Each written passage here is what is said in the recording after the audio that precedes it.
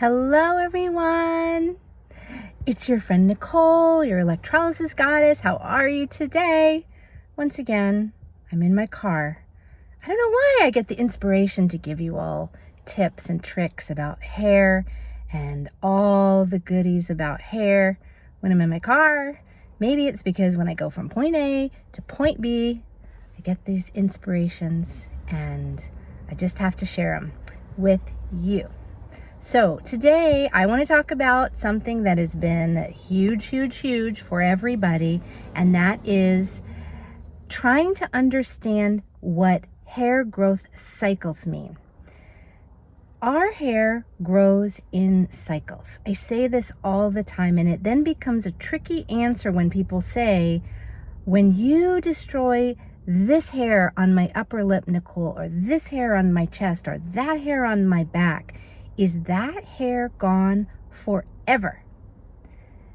That in and of itself is a complicated answer because it depends on, did all of the germinative cells of that particular hair follicle get destroyed with that insertion of the needle and that treatment of the electric current?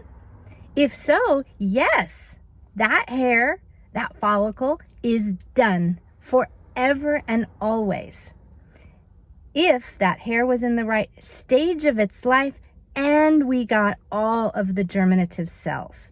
So the life stage of a hair is something I've already talked about in another video, but I want to talk about hair growth cycles, which is different from the life stage of a hair.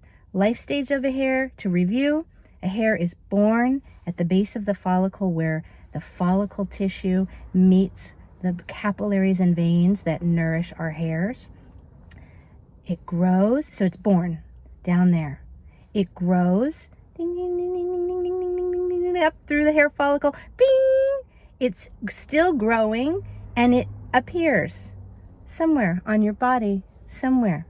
It appears, it's growing.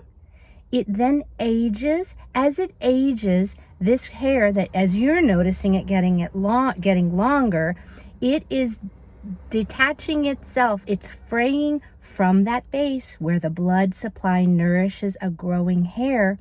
And then that hair detaches completely from that base and makes its way up to whatever its stopping point is. That's an aging hair and a dying hair. A dying hair is no longer growing. It is usually very shallow under the skin. It becomes finer and lighter, less coarse than the growing hairs. And eventually, we see this on our head. The dying hair, we call it return. It's a telogen hair that sheds. Eventually, then you return to the growing phase again because a new tiny seed of hair growth begins again in that hair follicle. That's the life stage of a hair, to review. The cycles of growth of hair are completely different. So, if we have a bunch of hair on our chin, for example, favorite place of people to talk about. If we have a bunch of hair on our chin, and you haven't touched these hairs, you haven't done anything to them, you haven't been tweezing them, you haven't just shaved them recently, they're just all out, okay? If it's 10, 20, 100 hairs, it doesn't matter. Those hairs represent, all the hair that's visible represents a cycle of hair growth. Now, and they're probably, because you haven't touched them, right? In every possible stage of life, growing, aging, dying, all those phases, this life stage of a hair, they're probably all in there.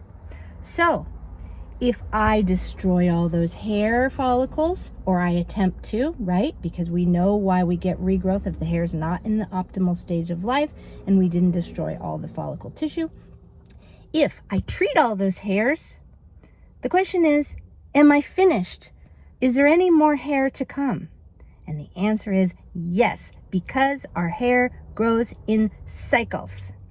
Most people think they've got 100 hairs. They've got 20 hairs. Nicole, I've counted them. I know exactly how many hairs I have here. It can't possibly be more.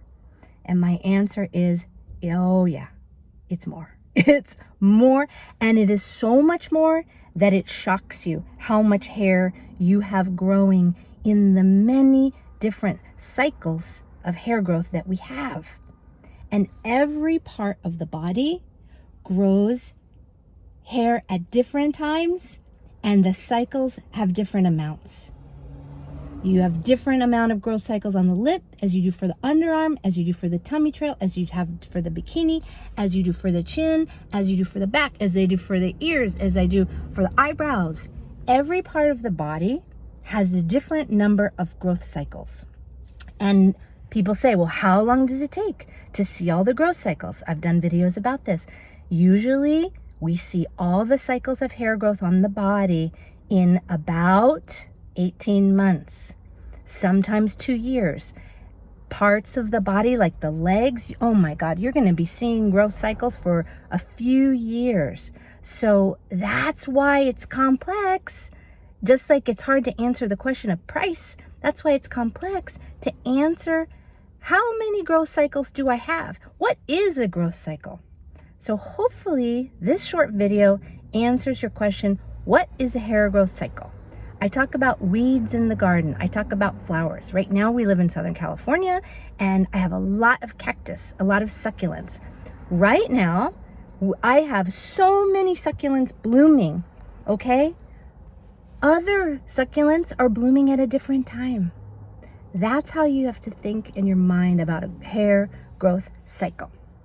So I hope that helps you understand. I hope that it helps ease some frustration because people wonder, they don't get the fact that we've got cycles, and within a cycle, we've got hairs in different life stages.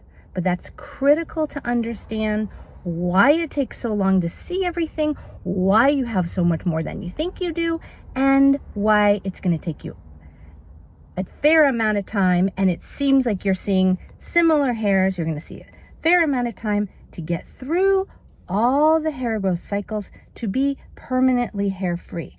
And if you don't get through all the cycles, because I have clients all the time that started electrolysis and then stopped.